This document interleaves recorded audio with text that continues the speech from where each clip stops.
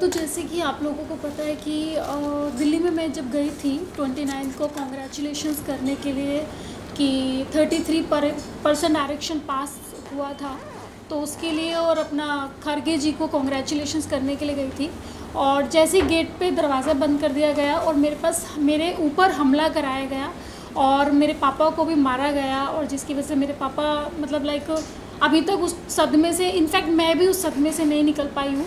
तो मैंने पहले भी मीडिया में बोला था कि मैं 2-3 दिन का वेट करूँगी, तो मैंने वेट किया। मुझे लगा था शायद अब पार्टी की तरफ से कुछ आएगा या अब मुझे कोई एक रिप्लाई तो आएगा, बट कुछ भी रिप्लाई नहीं आया गया है। तो फिर अभी मैंने डिसाइड किया है कि अभी मुझे इस चीज़ पे एक्शन लेना चाहिए, क्योंकि ये गलत है। ये मतलब मेरे साथ नहीं हुआ है, ये मतलब हर देश की बेटी के साथ हुआ है जो मतलब लाइक आगे बढ़ना चाहती है या आपकी अपने हक की लड़ाई लड़ना चाहती है। तो उस चीज़ पे मैंने अपना मैंने कार्रवाई की है, जिसकी वजह से मैंने अभी 1-2 दिन हुए हैं शायद हमने ये भेजा है, क्योंकि मुझे इस चीज़ पे अब मैं चुप नहीं बैठूंगी, क्योंकि जब मैं गलत नहीं हूँ तो मैं गलत सहूँगी भी नहीं। और जिसने ये किया है, और मैं चाहती हूँ, मैं इनफैक्ट प्रेजेंट गवर्नमेंट से भी चाहती हूँ और अपनी कांग्रेस पार्टी से भी चाहती हूँ कि उस व्यक्ति का पता लगाया जाए, क्योंकि मुझे वो व्यक्ति पता है। आप लोग अपनी चीज़ों से पता लगाए, और जिसकी वजह से मैंने प्राइम मिनिस्टर ऑफ इंडिया को भी भेजा है अपनी प्रोटेक्शन के लिए, और the home minister of India को भी भेजा हुआ है, और the minister of information and broadcasting को भी भेजा गया है, and national commission of schedule caste को भी भेजा है। ये सब लोगों को मैंने भेजा है, क्योंकि मुझे ऐसा लगता है कि जब इन लोगों ने ऑन रोड मेरे पे हमला कराया गया है, तो अगर मैं FIR करवाने के लिए जाती हूँ तो पता नहीं ये लोग मेरे पे क्या करा दें। तो मैं सरकार से यही दरख्वास्त करती हूँ, महाराष्ट्र गवर्नमेंट से और दिल्ली गवर्नमेंट से और यहाँ तक कि प्रेजेंट गवर्नमेंट से, कि मुझे सिक्योरिटी प्रोवाइड की जाए, जिससे कि मैं सही से अपनी FIR दर्ज करा दूँ, जिसकी वजह से उन लोगों को सज़ा मिले जिन्होंने मेरे साथ ये हमला करवाया है। इनफैक्ट मुझे एक बात समझ में नहीं आती कि ये सब चीज़ें कराने के बाद उल्टा ही मुझे पार्टी से निकाल दिया गया है, और वो भी जो लेटर आप लोगों ने देखा होगा सोशल मीडिया पे, मैं बताना चाहती हूँ सबको कि वो एक फेक लेटर है, वो झूठ लेटर है, जिस पे जो साइन आ रहा है श्याम किशोर शुक्ला जी, वो एक्स MLA है और इसके अनुशासन समिति के सदस्य हैं। तो पहला रूल तो ये होता है कि कोई एक्स MLA किसी एक्स MLA कैंडिडेट को निष्कासित नहीं कर सकता, उसको हक नहीं होता है। मुझे अगर कोई निष्कासित करेगा, वो करेगा स्टेट प्रेसिडेंट, तो उनको कोई हक नहीं बनता है। और दूसरी चीज़, उन लोगों ने क्या किया कि एक लेटर पे बैक डेट की एंट्री डाल के मुझे निलंबित कर दिया गया है।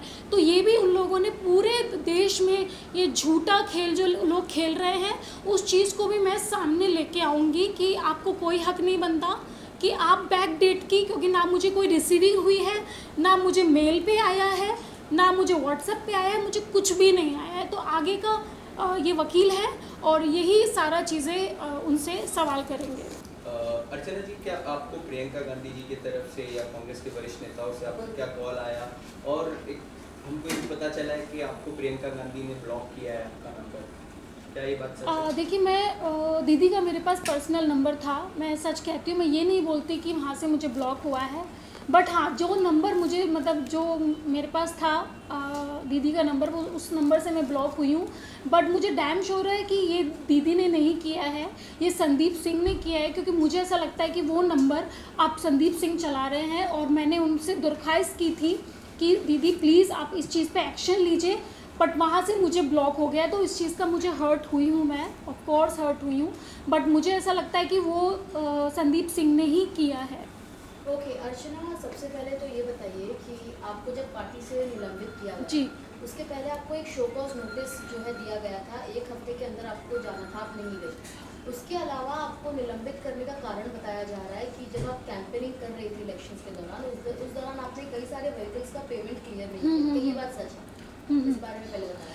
पहली बात तो मैं ये बताना चाहती हूँ कि एक हफ़्ता पहले नोटिस आता है, मेरे पास कोई नोटिस नहीं आया, ना मुझे मेल पे आया, ना मुझे व्हाट्सएप पे आया, ना मुझे किसी भी चीज़ पे नहीं, कोई भी नोटिस नहीं आया। और दूसरी चीज़ जो ये आप लेटर देख रहे हो, मैं पहले भी बता चुकी हूँ, ये बैक डेट का ही उन्होंने डाल के निलंबित कर दिया गया था, क्योंकि मेरे को पार्टी से हटाने का सिर्फ जो जिम्मा जिसे कहते हैं वो प्रदेश अध्यक्ष पे है, और उस टाइम पे प्रदेश अध्यक्ष कोई और थे, उनके मतलब उनके तहत ये लेटर पास नहीं हुआ है। दूसरा क्वेश्चन जो था कि मैंने जब इलेक्शन में लड़ा था मैंने पैसे नहीं लिए थे, वो तो मैं अपनी लीगल टीम से बताऊंगी जब मेरी बैंक की पूरी स्टेटमेंट आएगी कि मेरे बैंक के पैसे किन किन लोगों ने खाए हैं।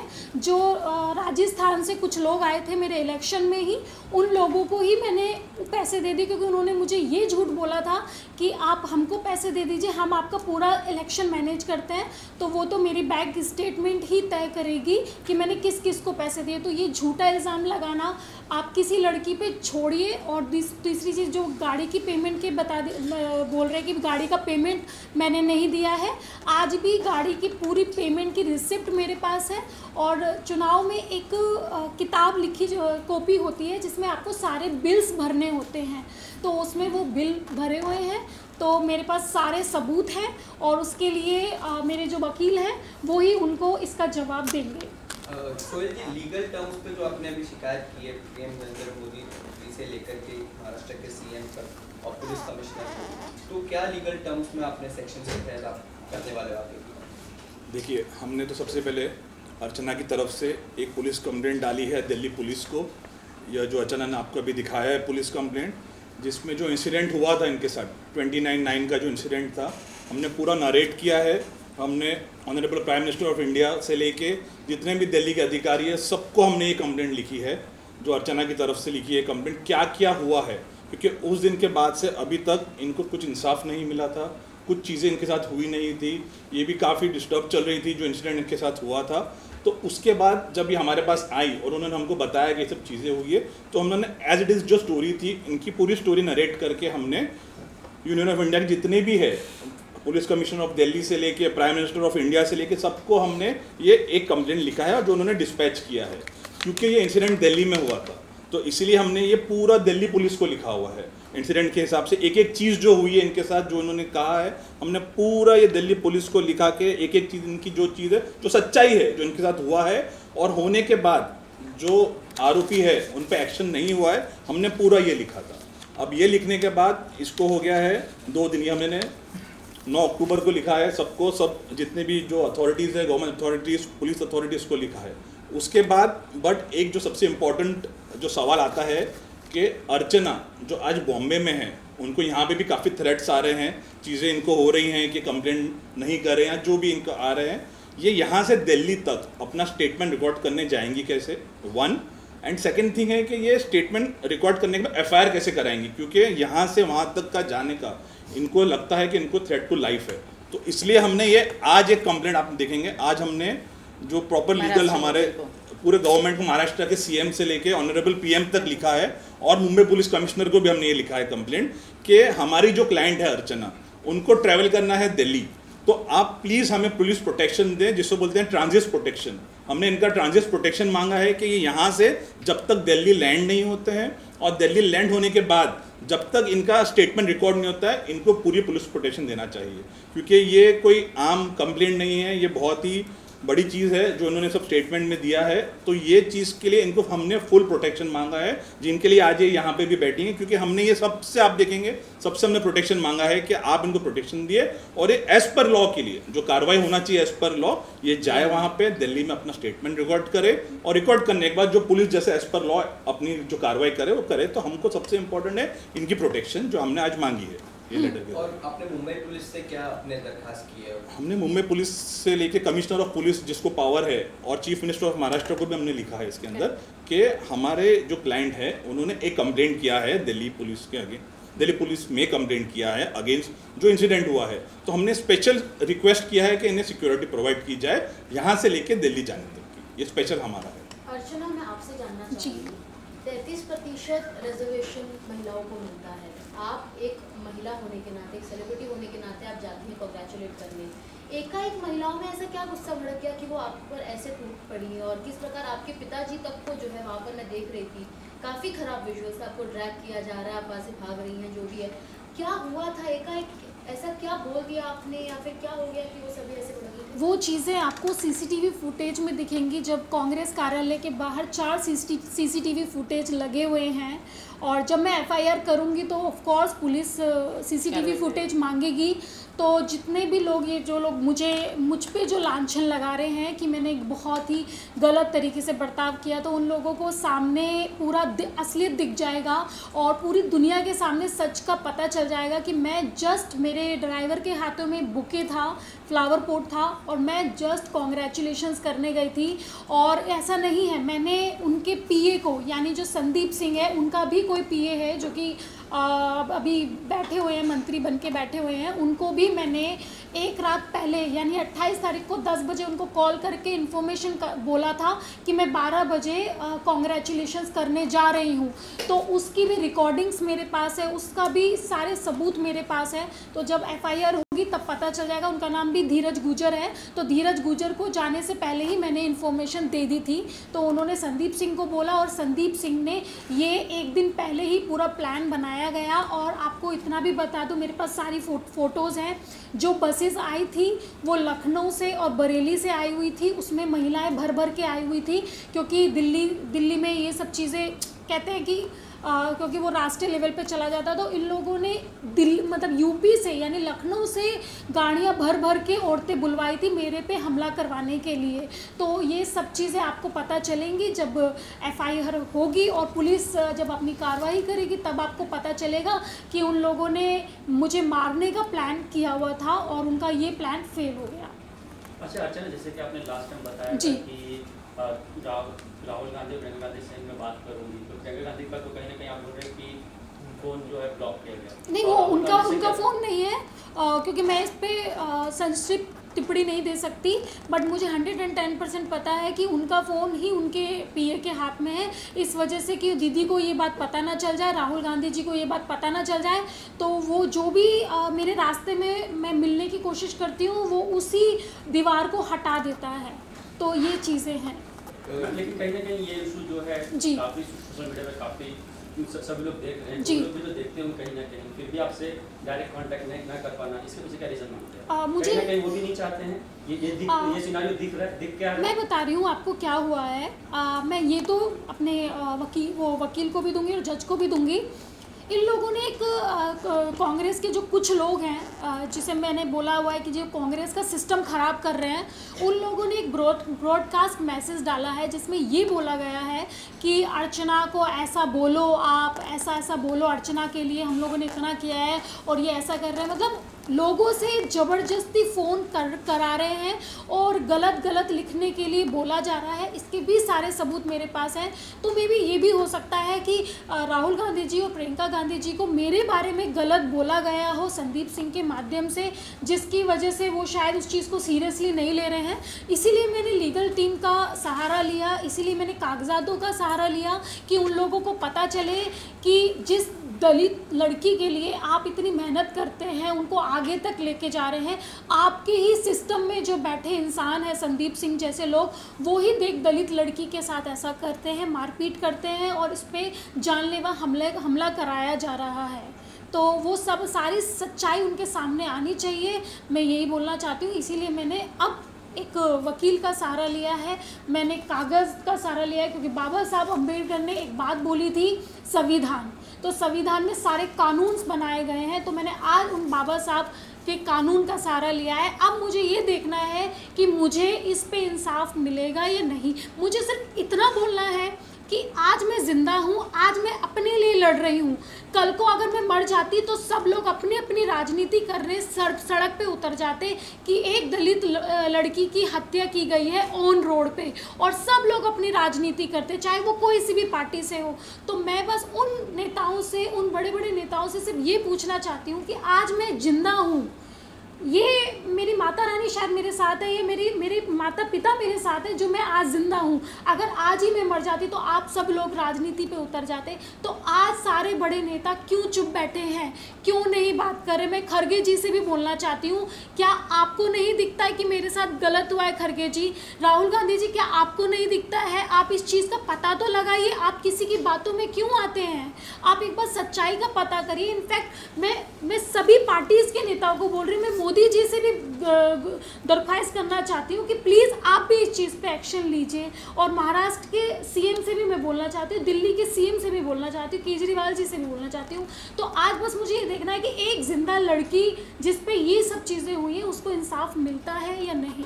और कहीं ना कहीं विपक्ष का भी कोई कमेंट नहीं आ रहा है, अब तक कोई स्टेटमेंट नहीं आ रहा ऑब्वियसली, तो इस पर क्या टेक आप है? आपने कहीं किसी से संपर्क साधने की कोशिश की?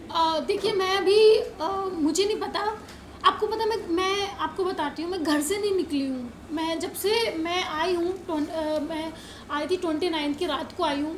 मैं 29 की रात को मैं घर से नहीं निकली हूँ। मैं चुपके बिल में घुस के बैठी हुई थी। 1 दिन हुआ, 2 दिन हुआ, 3 दिन हुआ, कुछ नहीं हुआ, और उल्टा मेरे को निलंबित कर दिया गया। सारा चीज़ें मेरे पे आ रही है। फिर मैंने सोचा कि अर्चना, अगर तू डर गई तो फिर इस देश में कोई भी लड़की अपने लिए स्टैंड नहीं ले सकती।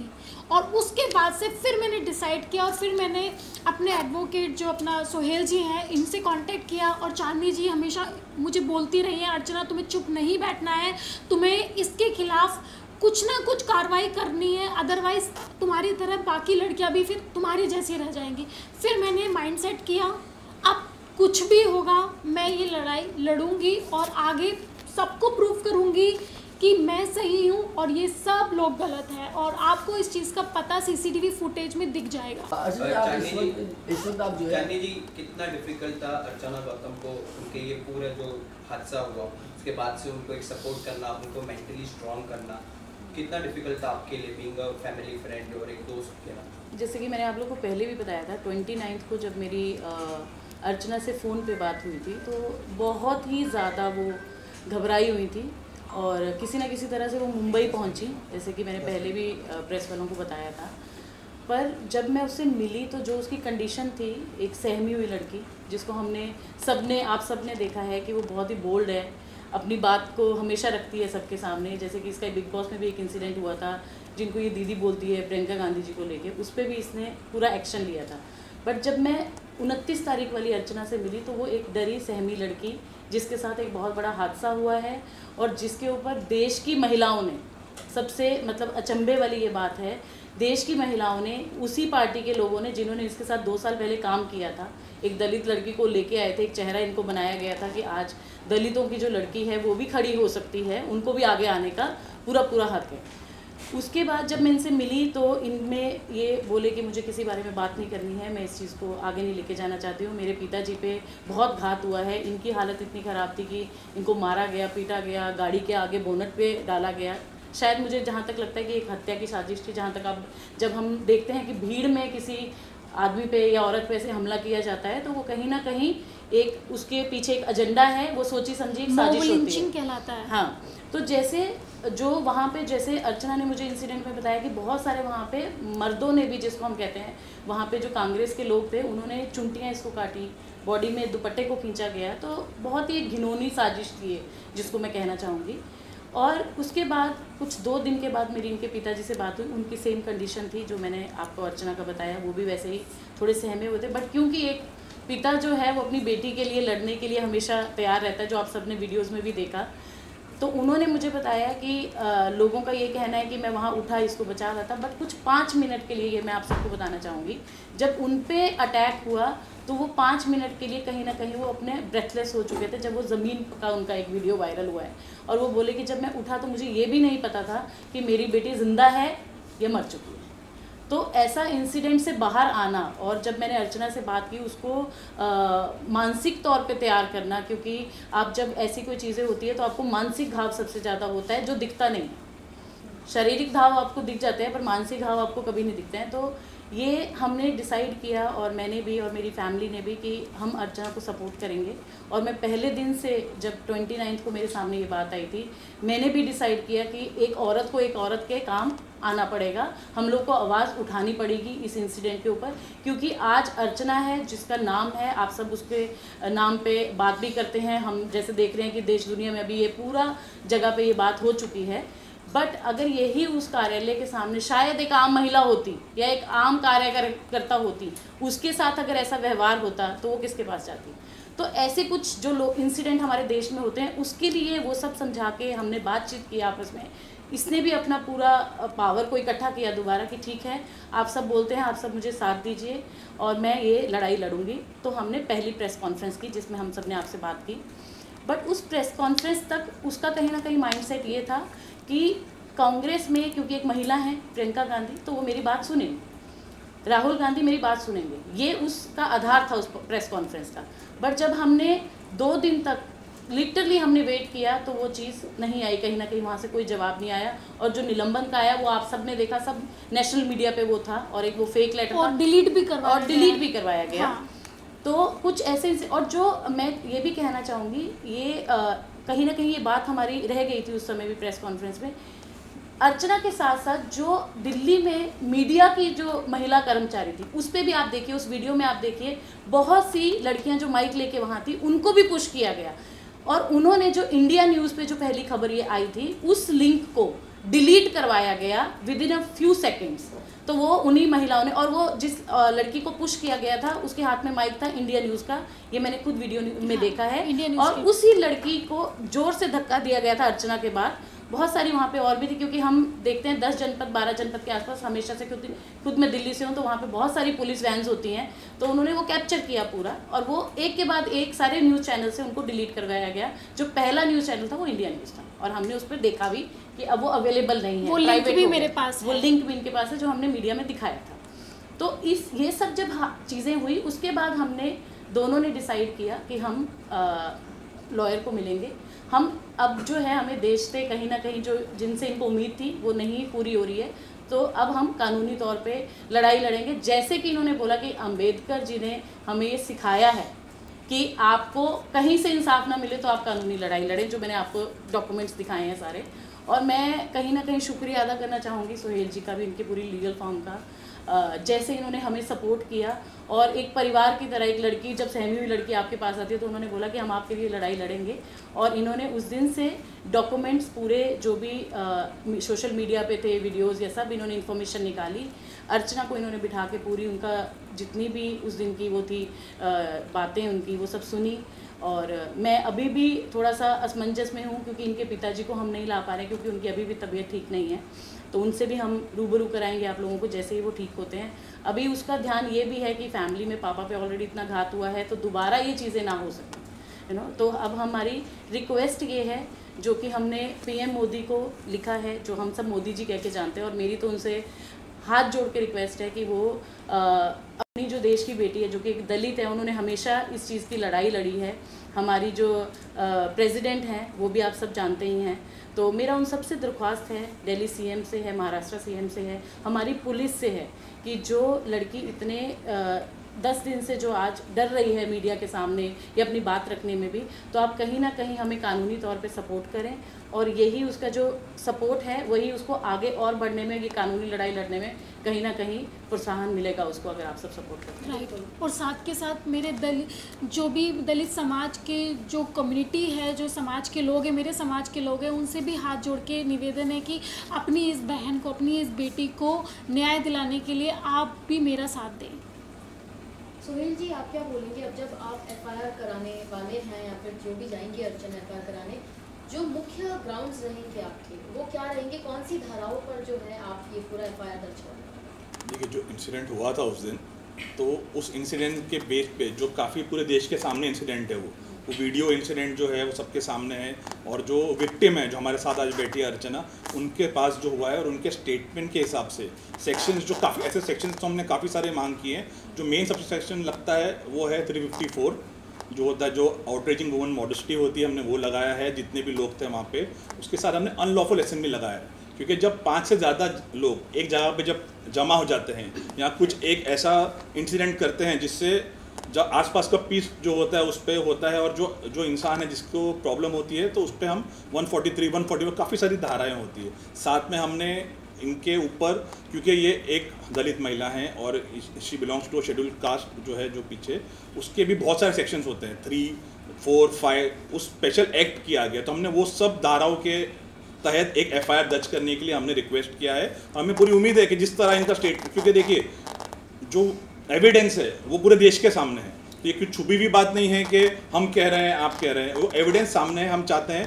प्रॉपरली इस एविडेंस के बेस पे पुलिस इंक्वायरी करे, इनका स्टेटमेंट ले, जैसा इन्होंने कहा CCTV होगा वहाँ पे, CCTV फुटेज प्रिजर्व जो है कांग्रेस के ऑफिस के सामने जो प्रिजर्व करे, और एज पर लॉ, हम कह रहे हैं एज पर लॉ आप FIR दर्ज करें। डिफेमेशन भी क्या आप लोग करेंगे कि जिस तरह से डिफेम किया गया अर्चना गौतम को, एक वो कांग्रेस से निकाल दिया गया एक फेक लेटर, उस पर भी आप डिफेमेशन? जी वो अभी इन प्रोसेस है, हम उस पर अभी डिस्कशन चालू है हमारा, जो डिस्कशन करेंगे हम, और जो एज पर लॉ, जैसे मैंने कहा एज पर लॉ जो भी चीज़ बैठती है, जो चीज़ें होती है हम ज़रूर करेंगे, और इनको इंसाफ दिलाने के लिए हम पूरी कोशिश करेंगे। अर्चना, मेरा एक सवाल, आखिरी सवाल मैं कहूँगी इस आपसे। कांग्रेस पार्टी का सिचुएशन आजकल हम सभी जानते हैं कहाँ पर है। आप पार्टी में इतने कुछ साल रही हैं, राजनीति में आप अभी सक्रिय हो ही रही थी कि ऐसी घटना हो गई। कांग्रेस पार्टी को लेकर आपकी राय बताइए, क्योंकि आपने जैसा बताया कि प्रियंका गांधी का फोन होगा कि ये आपको ब्लॉक कर दे रहा है, उनको नहीं पता चल रहा है। तो यानी अगर हमें कोई इशू एड्रेस करना हो कांग्रेस पार्टी के अंदर, तो क्या उसमें कोई मिडिल लेवल पे कोई भी हेल्प करने के लिए कोई कुछ है नहीं? मतलब आपको डायरेक्टली अगर न्याय चाहिए, इंसाफ चाहिए, या फिर कुछ भी जस्टिस चाहिए, तो आपको डायरेक्टली राहुल गांधी और प्रियंका गांधी को ही कॉन्टैक्ट करना है। यानी इसके अलावा जो पूरा ढांचा है कांग्रेस पार्टी का वो कमज़ोर है, आप ऐसा बोलेंगे? उन तक भी नहीं पहुंच पाते हैं, क्योंकि जो मैं यही बताना चाहती हूँ, देखिए राहुल गांधी जी बहुत अच्छे नेताओं में से एक आते हैं, प्रियंका गांधी जी भी और सोनिया गांधी जी भी, बट जो प्रॉब्लम आ रही है वो जो ये मीडिएटर बैठे हुए हैं, जो इनके PA बन के बैठे हुए हैं, जो कि अपने आप को ये प्रियंका गांधी समझते हैं, अपने आप को ही राहुल गांधी समझते हैं, तो इनके माध्यम से वो चीज़ पास आउट नहीं होती है, तो वो उसी चीज़ में लटके रहता है। जैसे कि इन लोगों ने मेरे पे जो इल्ज़ाम लगाया है वो ये लगाया है कि उस दिन मैं गुंडों को लेके गई थी मारपीट करने के लिए। ठीक है, हमने आपकी बात मानी है, बस एक बार CCTV फुटेज दिखा दीजिए तो आपको खुद पता चल जाएगा कि गुंडे मैं लेके गई थी या आप लोगों ने गुंडे भेजे थे, जो कि औरतों के आड़ में मुझे चूटी काट रहे हैं, मेरे बैक पे मार रहे हैं, मेरे बाल खींच रहे हैं, मुझे थप्पड़ मार रहे हैं, ये सब चीज़ें कर रहे हैं। तो ये चीज़ें आपके सामने आ जाएगी। और दूसरी चीज़, उन्होंने ये भी बोला कि जब मुझे पार्टी से निकाल दिया गया था तब आप क्या करने गई थी वहाँ पे। तो मैं आपकी बात सही मानती हूँ। पहली बात तो ये फेक लेटर है, मुझे कोई पार्टी से नहीं निकाला गया था, क्योंकि मेरे पास कोई नोटिस नहीं, कुछ नहीं। चलो अब मैंने आपकी बात मान ली कि आपने बोला मुझे निकाल दिया गया, ठीक है।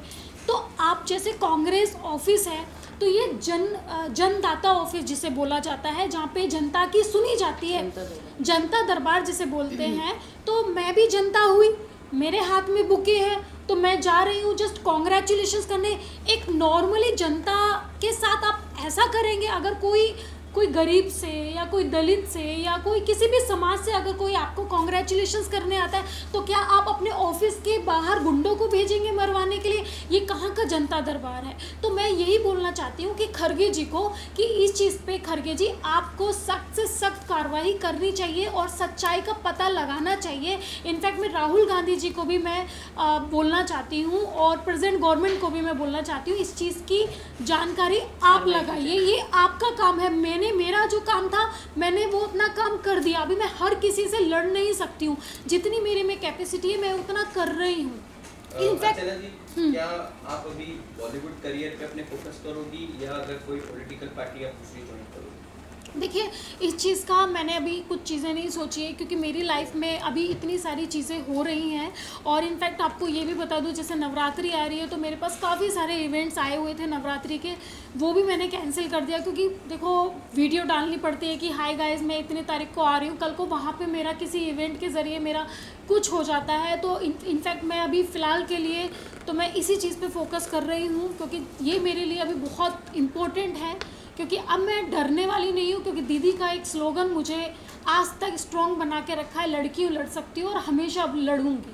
अर्चना जी, आप एक लाखों हजारों महिला की आप आवाज़ बन के आप उभर रही हो कि जो अपने पे हुई जो बर्बरता को सहन नहीं करेंगे, तो ये सब आपको एक जो आपकी अभी आपकी एक अलग लीगल लड़ाई आप लड़ रही हो, तो आपको किधर से आप इंस्पिरेशन आपको मिला कि ये सभी आपको अपने हक के लिए लड़ना है? मुझे जो इंस्पिरेशन मिला है उन औरतों से मिला है जिनका मर्डर हो जाता है, रेप हो जाता है, वो अपनी आवाज़ नहीं उठाती है और एक पेपर में छप के रह जाती है और उनकी आवाज़ कोई उठाने वाला होता नहीं है। आज अगर भगवान ने मुझे ज़िंदा रखा है तो यही सोच के रखा है कि शायद मैं उन महिलाओं के लिए एक इंस्पिरेशन बनूं और उन लोगों की आवाज़ उठाऊं। और आज जब तक ज़िंदा हूं तब तक मैं आवाज़ उठाऊंगी और गलत को गलत बोलने में कोई गलती नहीं होती है और वही चीज़ मैं करूंगी। तो मुझे उन महिलाओं से इंस्पिरेशन मिला है जिनका रेप हो जाता है, जिनका मर्डर हो जाता है और कोई बोलने वाला नहीं रहता, उन महिलाओं से इंस्पिरेशन मिला। अच्छा, जब जो आप बिग बॉस जीत के आई थी, मेरठ में काफ़ी आपको सपोर्ट, काफ़ी प्यार मिला था, काफ़ी बैनरबाजी भी हुई थी, तो इस तरह से आपके साथ हादसा हुआ दिल में, क्या इसको लेकर मेरठ के जो आपको सपोर्ट करते हैं उसके द्वारा और मेरठ के सरकार द्वारा कोई अपील आई या कोई सपोर्ट हुआ? देखो, मुझे सच बताऊं, जनता जो कि मेरे लिए बहुत मतलब मेरे लिए भगवान का दर्जा मैंने जनता को दिया है, और जिस तरह से मेरी वीडियोस आ रही थी, आप सारे कमेंट्स देखिए मेरे फेवर में हैं और जनता ने मुझे सपोर्ट किया है, क्योंकि आजकल की जो जनता है वो पागल नहीं है। सोशल मीडिया पे सब कुछ दिख जाता है, सच का सच, पानी का पानी पता चल जाता है। तो जनता ने मुझे बहुत सपोर्ट किया है, बहुत सहयोग दिया है। तो मैं यही चीज़ें मैं जनता पे छोड़ती हूँ कि मुझे जनता ही इंसाफ दिलाएगी, मुझे उन पर भरोसा है। क्या महाराष्ट्र कांग्रेस से कोई सपोर्ट मिला? मैंने वही पहले भी बोल चुकी है कि उसी चीज़ के लिए मैंने ये दिया है, और इसीलिए मुझे इतना लेट हुआ है, क्योंकि मैंने 2-3 दिन का टाइम भी दिया था कि कुछ मुझे वहाँ से कोई कॉल आए या कोई मैसेज आए, बट कहीं से कुछ भी नहीं आया। तो मैंने ये लीगल एक्शन लेने का निर्णय किया है। Thank you. कि मैं 12 तारीख को दिल्ली जा रही हूँ।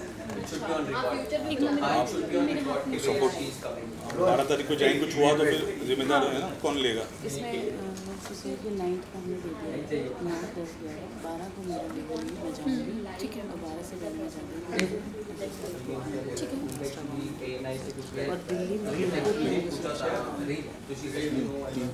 9 तारीख को कंप्लेंट किया, आज ये लेटर डाला, 12 तारीख को मैं जा रहा हूँ। हाँ, किया मैंने बताया ना आपको लीव।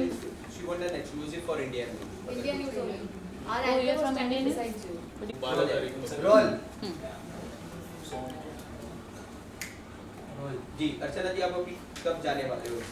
देखिए, मैंने जो कंप्लेंट की है वो 9th को की है और 10th को महाराष्ट्र गवर्नमेंट को दिया था, और उसके अलावा मैं 12 तारीख को मॉर्निंग को ट्रैवल कर रही हूँ FIR कराने के लिए।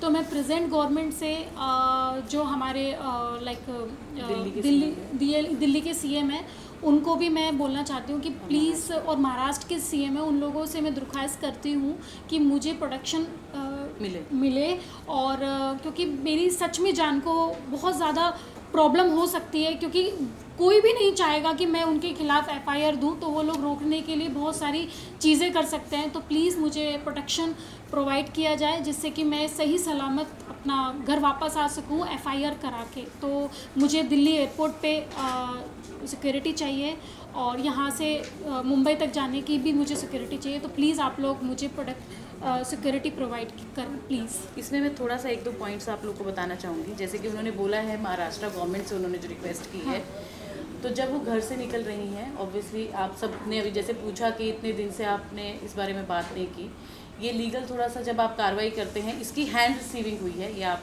ज़रूर इस पर वो गौर डालिए। हाँ। और उसके बाद ये बाया ईमेल भी सब ऑफिसेज़ में जितने भी हैं, CM PM दिल्ली में भी और यहाँ महाराष्ट्र में भी सबको रिसीव हो चुका है।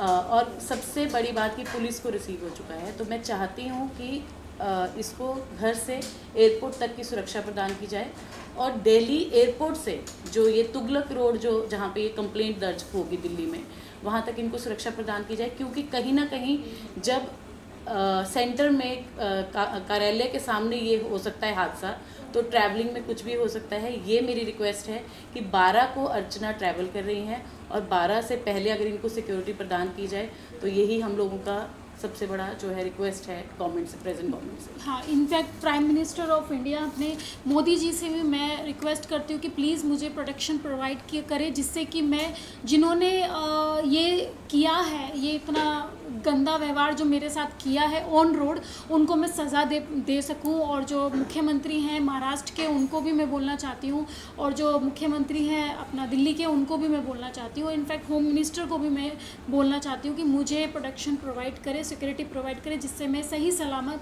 अपनी FIR दर्ज करा सकूँ। इसको कहते हैं ट्रांजिट प्रोटेक्शन, जो यहाँ से वहाँ तक जाने तक का प्रोटेक्शन। तो ये चीफ मिनिस्टर जो महाराष्ट्र के, वो यहाँ से दिल्ली जाने तक का प्रोटेक्शन होता है, और दिल्ली से भी CM ऑफ दिल्ली है, वो उनको प्रोटेक्शन करेंगे। तो इस पूरे टर्म को कहते हैं ट्रांजिट प्रोटेक्शन। तो ये जो हमने इसमें मांग की है। और इसके बीच में अगर मुझे कुछ होता है तो गवर्नमेंट जिम्मेदार है इस चीज़ की। इसीलिए मैंने आपको ये प्रेस कॉन्फ्रेंस किया है कि कल को अगर कुछ होता है, क्योंकि और भी चीज़ें मेरे साथ हो रही है जो कि मैं अभी मीडिया के माध्यम से नहीं बता सकती, सेफ़ नहीं है। बस मैं यही बता सकती हूँ कि आप लोगों की जिम्मेदारी है ये, क्योंकि मैं भी देश की बेटी हूँ। गवर्नमेंट जिम्मेदार होगी, कांग्रेस जिम्मेदार, जिनको सबको गया है ऑब्वियसली, क्योंकि आपने एड्रेस ही उन सबको किया है कि we want protection. Thank you.